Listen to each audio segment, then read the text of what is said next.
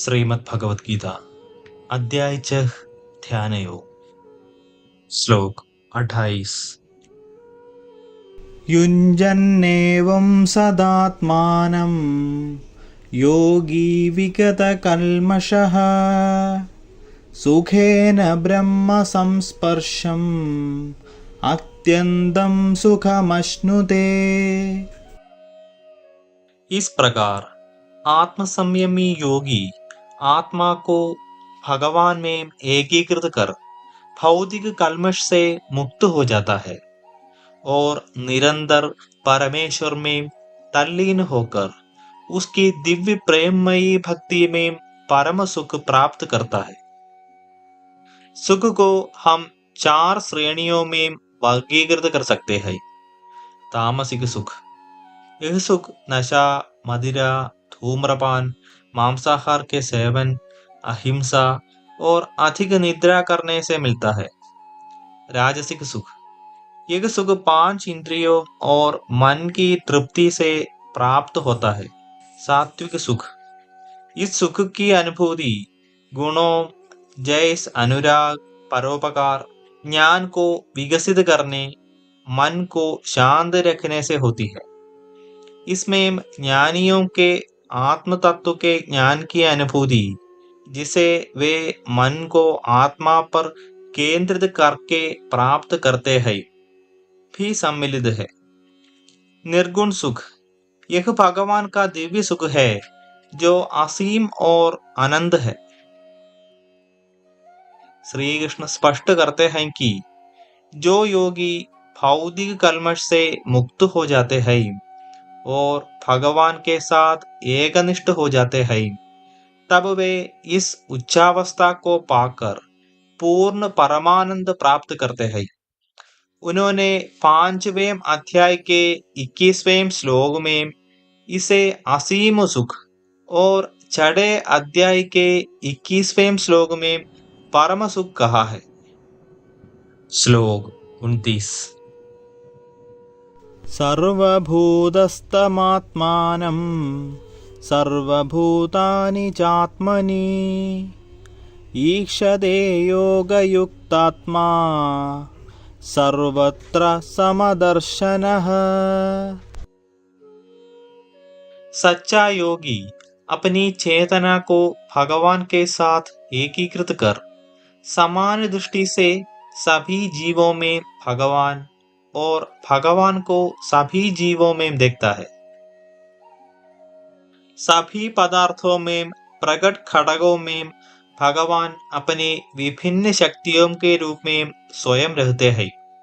जिस प्रकार सूर्य एक स्थान पर स्थित रहता है और अपना प्रकाश सब जगह फैला देता है, उसी प्रकार से भगवान अपनी विभिन्न शक्तियों द्वारा सभी अस्तित्वों में व्याप्त रहते हैं और इनका पोषण करते हैं।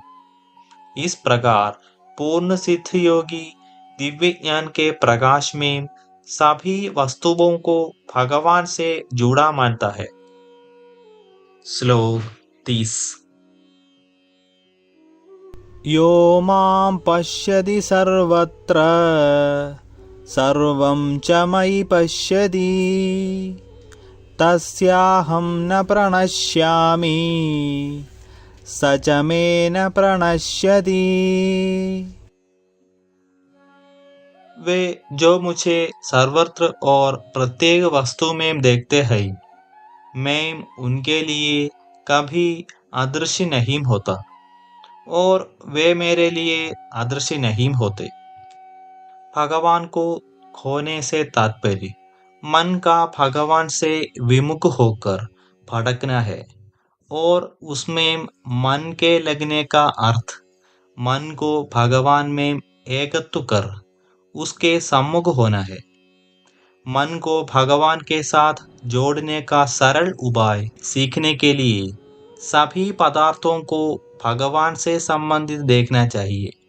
उदाहरणार्थ, यदि कोई हमें आहत करता है, तब मन अपनी प्रवृत्ति के अनुसार भावुक होकर हमें आहत करने वाले के प्रति रोष और घृणा व्यक्त करता है।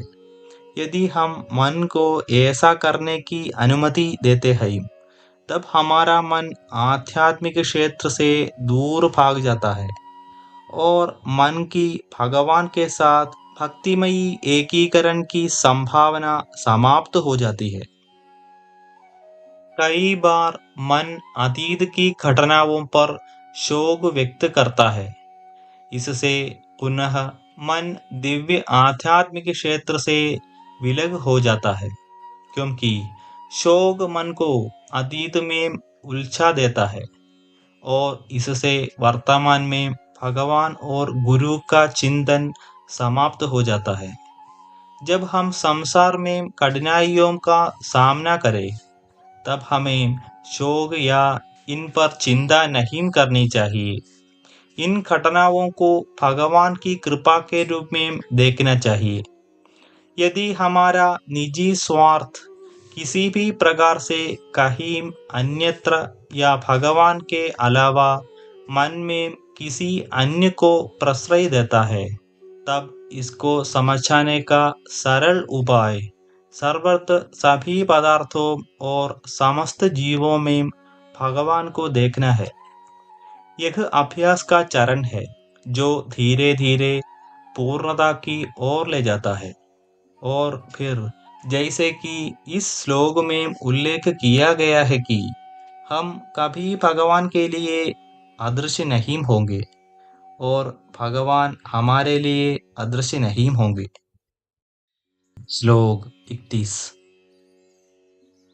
सर्वभूतस्थितं यो मां भजत्येकत्वमास्थितः सर्वथा वर्तमानोऽपि स योगी मयि वर्तते।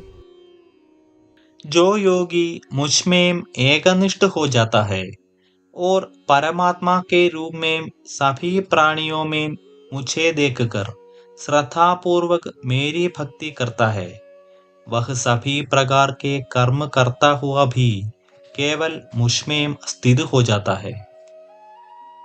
भगवान संसार में सर्वत्र सर्वव्यापक है।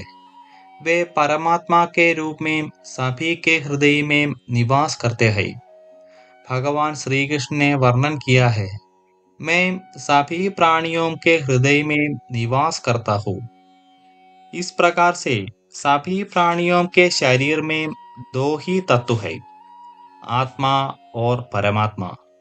भौतिक चेतना से युक्त लोग सभी को शरीर के रूप में देखते हैं और जाति, नस्ल, लिंग, आयु और सामाजिक प्रतिष्ठा के आधार पर एक दूसरे से भेदभाव बनाए रखते हैं। उच्च चेतना में युक्त मनुष्य सभी को आत्मा के रूप में देखते हैं। इसलिए श्री कृष्ण ने 5वें अध्याय के 18वें श्लोक में कहा है कि विद्वान लोग दिव्य ज्ञान की दृष्टि से ब्राह्मण, गाय, हाथी, कुत्ते और कुत्ते का मांस भक्षण करने वाले चंडाल को समान दृष्टि से देखते। दिव्य चेतना युक्त सिद्ध योगी भगवान को परमात्मा के रूप में सब में स्थित देखते हैं। वे संसार का अनुभव भी करते हैं, किंतु उसमें उलझते नहीं। वे हंस के समान होते हैं जो दूध और जल के मिश्रण में से केवल दूध का सेवन करता है, वह जल को छोड़ देता है। उच्च सिद्धावस्था प्राप्त योगियों को परमहंस कहा जाता है। वे केवल भगवान को देखते हैं और संसार का अनुभव नहीं करते। इस श्लोक में श्री कृष्ण पूर्ण सिद्ध योगी की चर्चा कर रहे हैं, जो तीसरे और 14 चरण से ऊपर के स्तर की अनुभूति है। आगे हम विस्तार से चर्चा करेंगे।